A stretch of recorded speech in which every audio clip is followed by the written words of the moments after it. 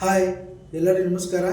ಇವತ್ತು ಸುಭಾಷ್ ಚಂದ್ರ ಬೋಸ್ ಅವರ ಜನ್ಮದಿನ ಇರುವ ಕಾರಣದಿಂದ ಅವರಿಗೆ ನಾವು ಒಂದು ಭಾಷಣ ಮುಖಾಂತರ ಅವರ ಹೋರಾಟದ ಬಗ್ಗೆ ಹೇಳುತ್ತೇವೆ. ಅವರು ಭಾರತದ ಸ್ವತಂತ್ರ ಸಂಗ್ರಾಮದ ಅಪ್ರಥಮ ವೀರ, ಧೀಮಂತ ನಾಯಕ ನೇತಾಜಿ ಸುಭಾಷ್ ಚಂದ್ರ ಬೋಸ್ ಅವರು. ಈ ದಿನವನ್ನು ನಾವು ಅಕ್ರಮ ದಿವಸ ಎಂದು ಗೌರವದಿಂದ ಆಚರಿಸುತ್ತೇವೆ. ಅವರು ಜನಿಸಿದ್ದು ಜನವರಿ 23, 1897ರಂದು ಒಡಿಶಾದ ಕಟಕದಲ್ಲಿ ಜನಿಸಿದ ಸುಭಾಷ್ ಚಂದ್ರ ಬೋಸ್ ಅವರು ಚಿಕ್ಕ ವಯಸ್ಸಿನಿಂದಲೇ ಪ್ರಖರ ದೇಶಭಕ್ತರಾಗಿದ್ದರು.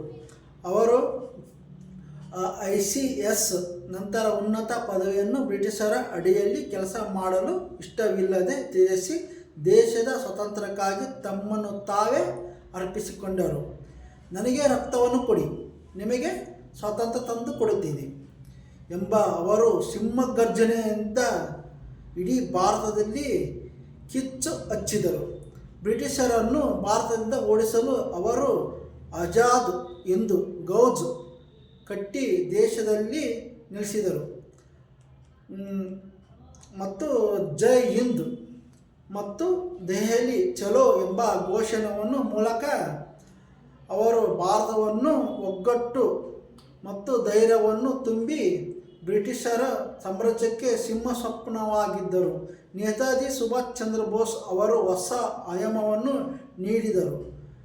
ಅವರು ನೀಡಿದ ಒಂದೊಂದು ಪ್ರಕಾರ ಸ್ವಾತಂತ್ರ್ಯವನ್ನು ನಮಗೆ ತಂದು ಕೊಡೋಕ್ಕೆ ಕಾರಣವಾಯಿತು. ನೇತಾಜಿ ಸುಭಾಷ್ ಚಂದ್ರ ಬೋಸ್ ಅವರ ಸಾಹಸ, ಶಿಸ್ತು ಮತ್ತು ದೇಶ ಪ್ರೇಮ ಇಂದಿನ ಯುವ ಪೀಳಿಗೆಗೆ ದಾರಿದೀಪವಾಗಿದೆ.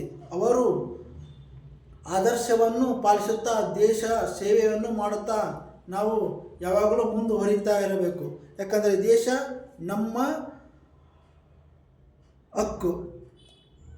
ಪ್ರಜೆಗಳಾಗಿ ನಾವು ಯಾವತ್ತೂ ದೇಶಕ್ಕಾಗಿ ಹೋರಾಡಬೇಕು. ಅದಕ್ಕೆ ನಾವು ದೇಶಕ್ಕಾಗಿ ಏನೇ ಬಂದರೂ ನಾವು ಮುಂದೆ ನುಗ್ಗಬೇಕು. ಓಕೆನಾ?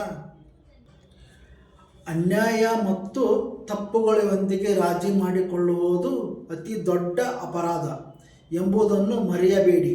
ಒಂದು ಪಡೆಯಲು ಬಯಸಿದರೆ ಮತ್ತೊಂದು ನೀಡಬೇಕೆಂಬುದು ಶಾಶ್ವತ ನಿಯಮವನ್ನು ನೆನಪಿಟ್ಟುಕೊಳ್ಳಿ.